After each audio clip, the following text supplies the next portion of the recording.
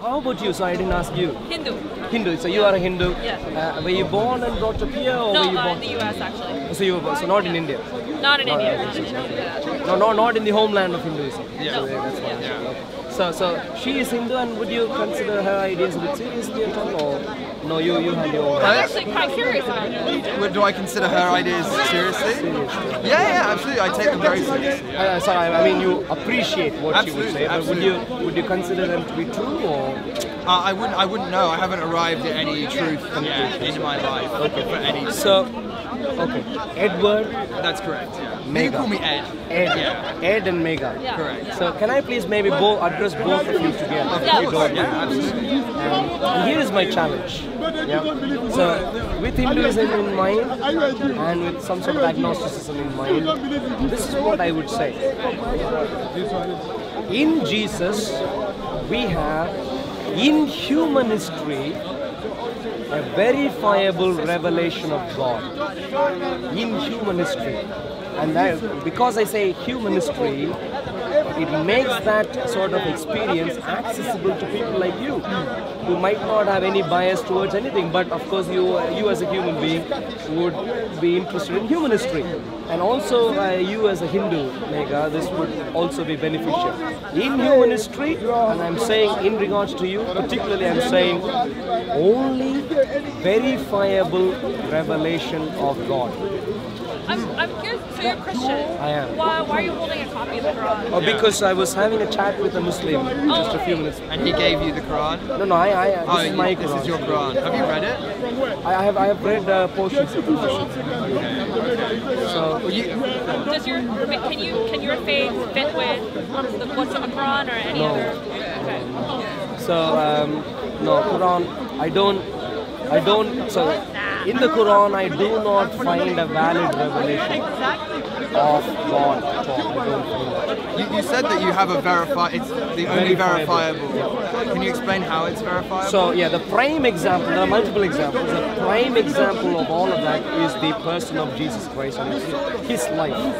Especially that of the life, death, burial, resurrection. In human history. Just like how I would die, he died. But the way he died was through crucifixion. He was buried. But he was also claimed to have come back alive to be seen by human beings. In the way I see you, people saw Jesus alive on the third day after his death and burial. So if this is true, obviously we are talking about something which doesn't happen every day. And therefore this is supernatural. Right. But is it verifiable?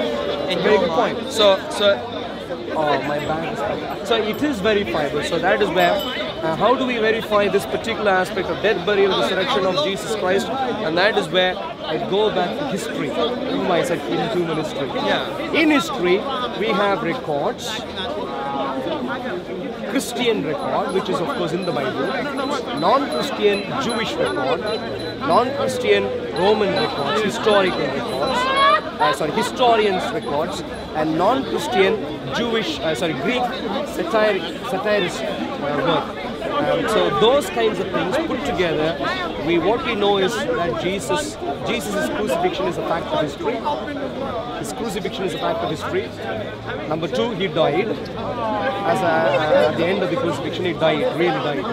He was buried. And on the third day, we also find, so on the third day, the Christian sources say that Christians saw him alive. And the non-Christian sources testify, some of those to varying degrees testify of the fact that they saw, the people who claim that they saw Jesus alive behaved in a manner consistent with them considering resurrection of Jesus to be true.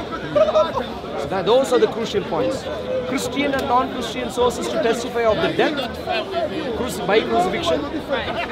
Christian sources to testify of the fact of Christians seeing Jesus alive on the third day and going forward. non-Christian sources testifying of the fact of Christian behavior consistent with their strong-held conviction that a dead man had come back alive, that the resurrection was true. So those are the three solid points based on which I'm making my assertion that Jesus' resurrection is solid history. Now, we can always get to more a level of more detail and so on here. If I could throw in a few names there. I haven't got my book nearby, I don't know where it is gone, but I can read also. But to throw in a few names, of course, when I say Christian sources, I'm talking about the books which are in the Bible: Matthew, Mark, Luke, John, Peter, Paul, Jude and James and so on. I'm talking about these characters who have contributed to the Bible. When I talk about non-Christian Roman sources, I'm talking about Tacitus, who is a first century Roman historian, very highly qualified historian. We know his works are, in terms of quality, very, very good. Tacitus, similarly Suetonius, Pliny the Younger. These are the Roman sources from which we gather the information, the 3 points I mentioned earlier. And outside of, and then Jewish source, we have the Babylonian Talmud, which is a rabbinic Judaism source, and then Josephus, who is a Jewish historian, first century Jewish historian. So those two Jewish sources. Greek source, the satirism, how do you pronounce it? Anyway, satire, someone writes satire. Satire. Anyway, so is Lucian of Samosata.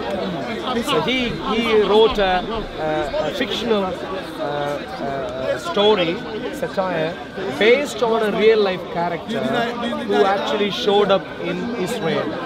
So based on him, a real character, but around him a fictional story is what he wrote, and from there we understand the behavior of Christians in person. So these are the sources I'm using. Right. I'm basing my points on. I heard you talking about Yahweh earlier. Yes. Why do you refer to God as Yahweh? Because I don't know if you're familiar with the fact that in the Old Testament God's name is Yahweh. Right, but I thought you were New Testament Christian. If you're talking about Jesus being the only verifiable.